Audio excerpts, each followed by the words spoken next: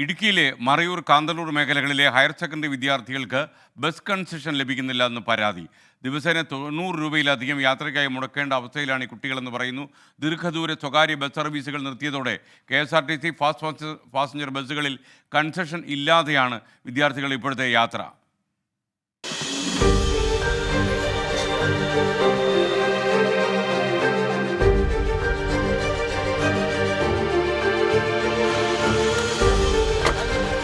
പിന്നോക്ക മേഖലയിലുള്ള വിദ്യാർത്ഥികളെ പരിഗണിക്കാതെയാണ് KSRTCയുടെ ഓട്ടം. ഫാസ്റ്റ് പാസഞ്ചർ ബസ്സുകളിൽ കൺസെഷൻ ലഭിക്കുന്നില്ല. കൺസെഷൻ ലഭിക്കുന്ന ഓർഡിനറി ബസ്സുകൾ സ്കൂൾ സമയങ്ങളിൽ ഓടുന്നുമില്ല.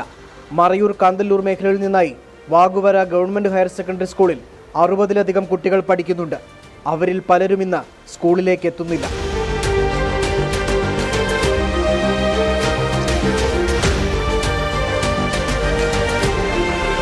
ഒരു 45-48 പേരാണ് വരുന്നത്. അത് ഭയങ്കര ഇതാണ്. പിന്നെ എല്ലാവരും പാവപ്പെട്ടവരുടെ മക്കളാണ് ഇവിടെ പഠിക്കുന്നത്. അത് കാരണം ഈ KSRTC ബസ് ഒന്ന് മാറ്റി കൊടുക്കുകയാണെങ്കിൽ ഞങ്ങളുടെ ഈ പൈസ ഇത്തരം വരത്തില്ല. ഈ പൈസ കാരണം പകുതി ദിവസം വരുന്നില്ല. ഒരു സ്വകാര്യ ബസ് സ്കൂൾ സമയത്ത് സർവീസ് നടത്തുന്നുണ്ട്. എന്നാൽ വാഗുവര സ്കൂളിലേക്ക് എത്തുന്ന 10% വിദ്യാർത്ഥികളെ പോലും ആ ബസ്സിൽ ഉൾക്കൊള്ളാൻ കഴിയില്ല. ST കിട്ടുന്നില്ല. മറയൂർ ടു വാഗുവര വരുമ്പം ഒരു ദിവസത്തേക്ക് 46 രൂപ 48 രൂപ ആവുന്നുണ്ട്. അതേ സംഗമത്തിൽ വരുവാണെങ്കിൽ ഇരിക്കാൻ പോലും സ്ഥലമില്ല. അതിനകത്ത് 20 രൂപയാണ്. ഭയങ്കര ബുദ്ധിമുട്ടുമാണ്. കാന്തല്ലൂർ പഞ്ചായത്തിൽ +1 സീറ്റ് ഇല്ലാത്തതിനാൽ ഇത്തവണ 70 പേരുടെ പഠനം മുടങ്ങിയിരുന്നു.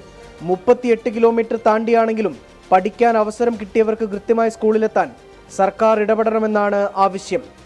ദീർഘദൂര സർവീസ് നടത്തിയിരുന്ന സ്വകാര്യ ബസ്സുകൾ ഓട്ടം നിർത്തിയതോടുകൂടിയാണ് ഈ വിദ്യാർത്ഥികൾ വലിയ പ്രതിസന്ധിയിലേക്ക് പോയത്. KSRTC ബസ്സിൽ ST ലഭിക്കുകയാണെങ്കിൽ ആ പ്രതിസന്ധി ഒരു പരിധിവരെ മറികടക്കാനാകും.